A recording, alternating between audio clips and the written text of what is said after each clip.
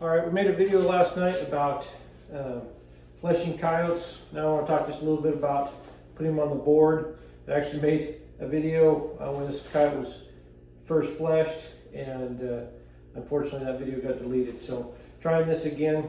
This pelt looks a little bit wrinkly because it's been on the board for a little while. This is one that I just turned. Discovered we deleted the video, so we're starting over. But go through the same basic process if this was right off the fleshing beam. Basically gonna take my stretching board. These are just homemade boards from, I believe these are cedar.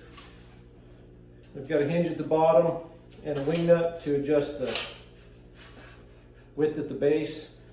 Pretty versatile stretcher. I've used these for coons and bobcats, obviously coyotes, some larger skunks, things like that can actually fit on here. But basic setup for boards, nothing fancy. Like I say, these are a homemade job.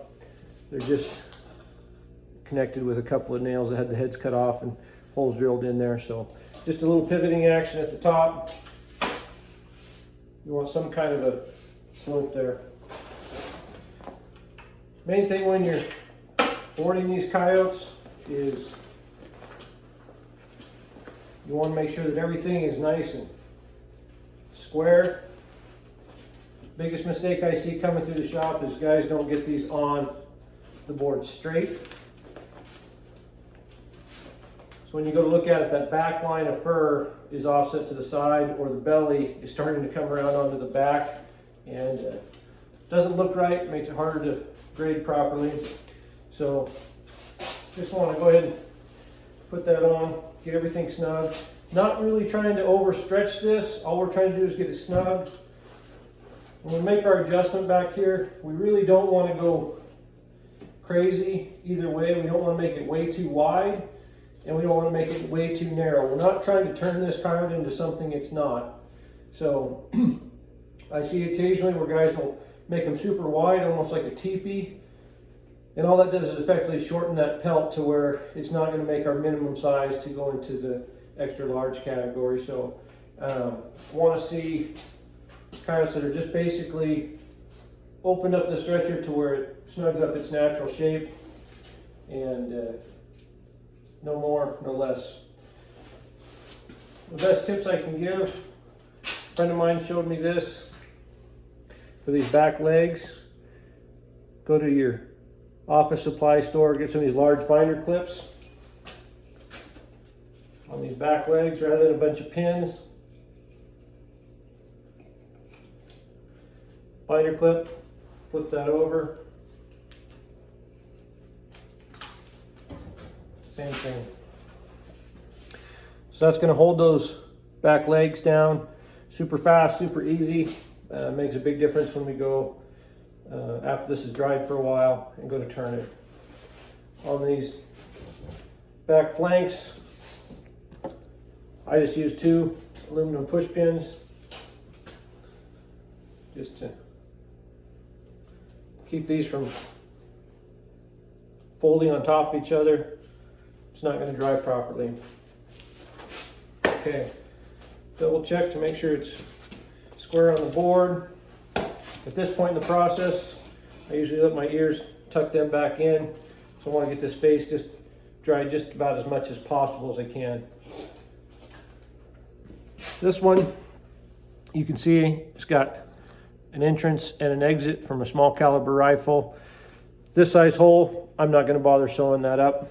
It's never going to show on the underside as a hole. It's not going to create a problem. There's not a bunch of fur lost. So the only thing that we will do on this, we've got a little bit of blood matting there. So when I turn this, I actually took this over the sink, a little shot of water, and I cleaned it up with just water. I did not spend any time washing this with a bunch of soap or detergent or anything that's going to take the natural oils out. Preferred method for me if I need to wash something, just ice cold water. A little bit of pressure helps a lot if you've got some kind of pressurized system, but dunking them in the water helps too. So, okay, typically what I'll do now, I've got some hooks in my shop. I'll hang this up with a fan, get good air circulation. If I'm going to leave them overnight, a lot of times I won't put the fan on them directly, just a little bit of airflow. If I find that if I put too much airflow and I don't check it regularly enough, these can actually dry out so much to where they're a pain to turn. So the point that I'm looking for is mostly dry, still tacky. It still needs to be pliable. If you get any more dry than that, you run a real risk of ripping them when you go to turn this. I've done it myself a lot. You rip them up here, you rip them on the flanks. When you get to the neck, that's a really tight area. It's just harder to do the job, takes more time. If I do get it over dry, I just take a wet towel, soak that really good, and then wrap this whole pelt in a wet towel, let it sit for a few minutes till it's pliable enough to where I can go ahead and turn it. I would rather turn it too wet than too dry. If I find that it's a little too wet and I'm nervous about an area, let's say it's mostly dry everywhere, but I got a couple little areas that are still just a little bit tacky or a little bit wetter than I'd like them to be, I just go and put a little borax on them. A little goes a long ways. All this is going to do is help the drying process. And areas that we mostly see that right up here in this armpit, sometimes down here, you'll get some at the end of the pelt and up around the head. Those are typically the areas that dry the slowest. Base of the tail can also sometimes use a little shot of that. But this one had actually been on the board for a while. It's time to turn it. So using these binder clips, it becomes real easy. So all we're going to do is take out our two pins, move these clips down.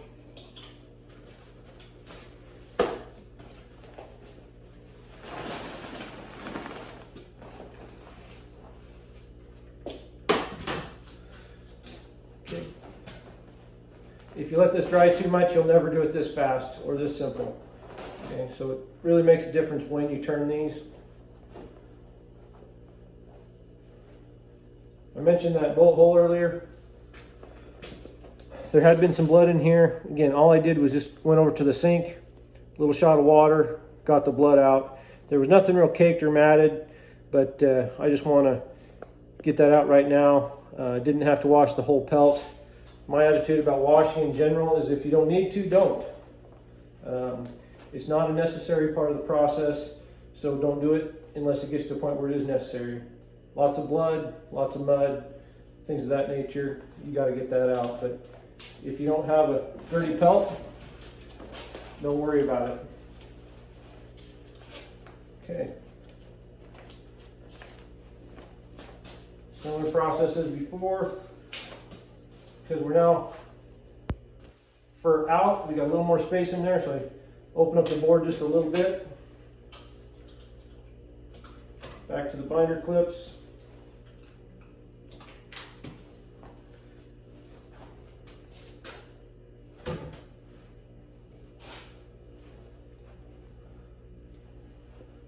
Couple of pins to hold the skirt.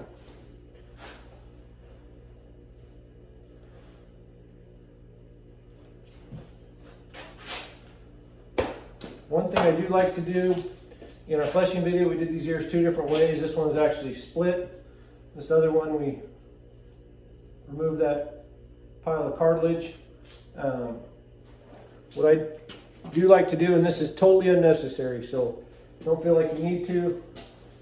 I just feel like I get a better looking pelt when I do this. So I put one up there.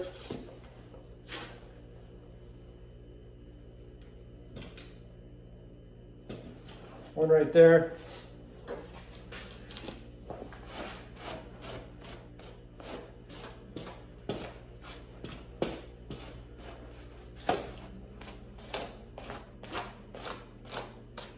Make sure everything's kind of heading in the right direction. Okay, so that coyote's now on the board. I let the tail hang loose. I got the ears up here pinned, so it should look nice. Got it squared up really good. In my skinning video, you notice I cut these legs right at the elbow. That's a little shorter than some guys like to do it. I find it works really well for me, and this is where I think the advantage is.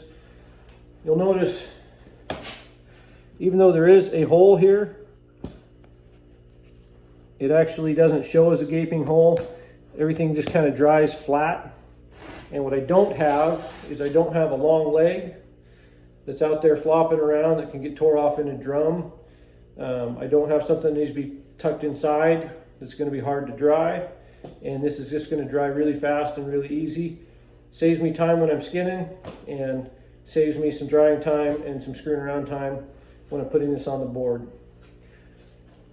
All of my boards are set up with these holes to hang from mug hooks that I've got in the ceiling.